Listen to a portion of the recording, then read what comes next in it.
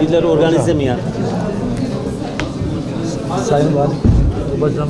Depremin hemen ardından valilerimizin başkanlığında ve koordinasyonda AFAD teşkilatımız, jandarmamız, emniyetimiz ve güvenlik birimlerimizle birlikte Büyükşehir Belediye'miz ve diğer belediyelerimiz, itfaiye teşkilatımız, 112 ekiplerimiz koordineli bir şekilde ilgili yerleşim yerlerinde saha taramalarını başladılar ve yaptılar. Saha taramalarının sonlanması ile birlikte enkazda herhangi birisinin olmadığının bilgisi bizim için çok değerliydi. Şu anda çalışmalar hasar tespiti çalışması olarak Çevre Şehircilik ve İklim Değişikliği Bakanlığımızın uhdesinde ilgili teknik elemanlar, mühendislerimiz ve diğer teknik elemanlarımızla beraber sürdürülüyor. Başta Malatya ve Elazığ olmak üzere. Tabii AFAD teşkilatımızdan 55 araç ve 210 personel olmak üzere tüm kurum, kuruluş ve sivil toplum kuruluşlarımızla birlikte toplamda 1216 personel ve 363 araç bu çalışmalara bizzat iştirak ettiler.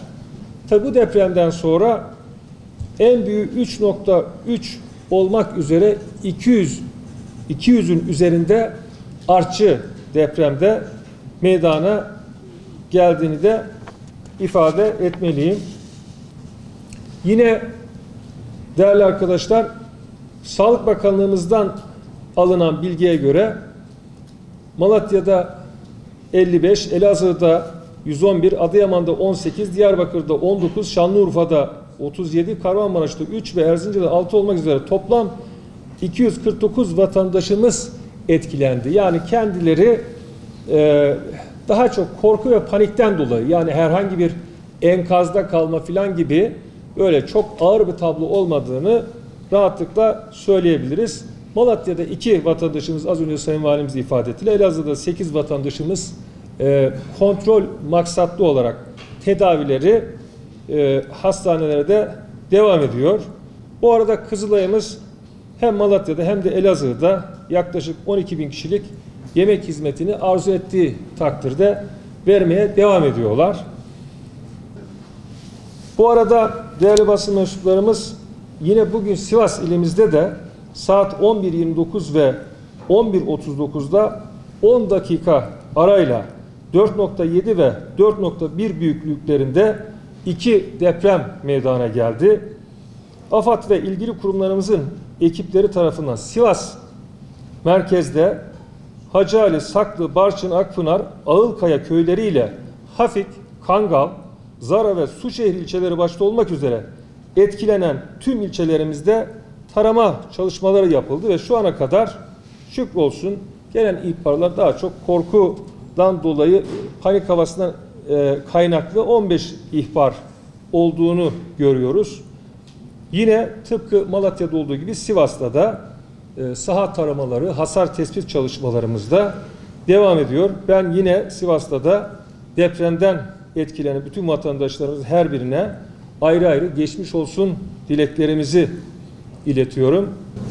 Öncelikle 16 Ekim 2024 saat 10.46'da Kale merkezli meydana gelen depremden etkilenen kardeşlerimizin hepsine bir kez daha geçmiş olsun dileklerimizi iletiyoruz.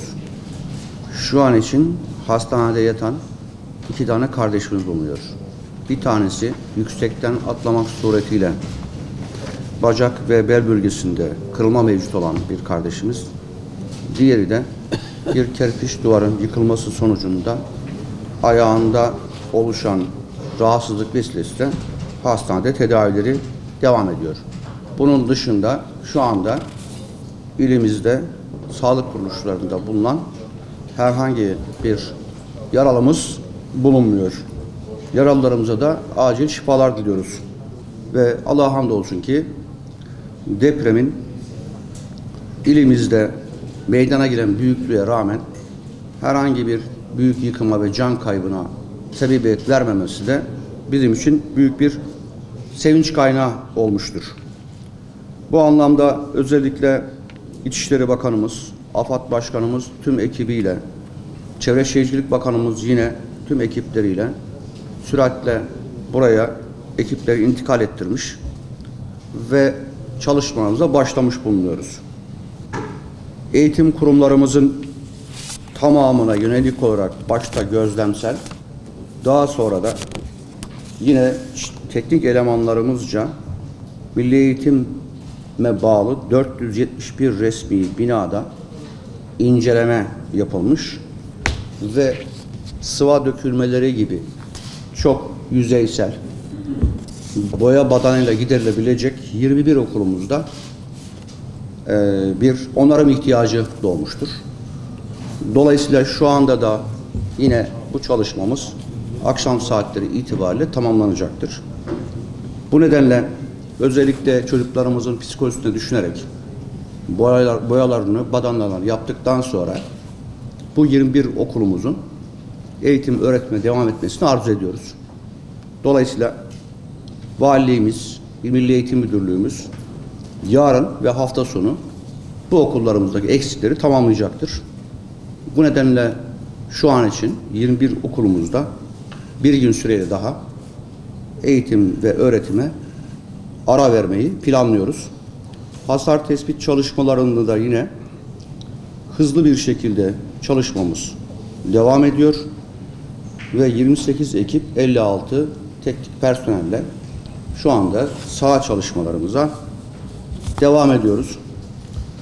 Özellikle bu kurum ve kuruluşlarımızın koordinasyonda, AFAD'ımızın koordinasyonunda işlerimizin süratli bir şekilde sonuçlanması için gayret ediyoruz.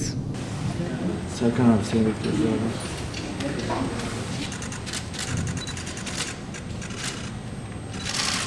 Herkes aldıysa bitiriyorum abi. Tamam. Tamam abi.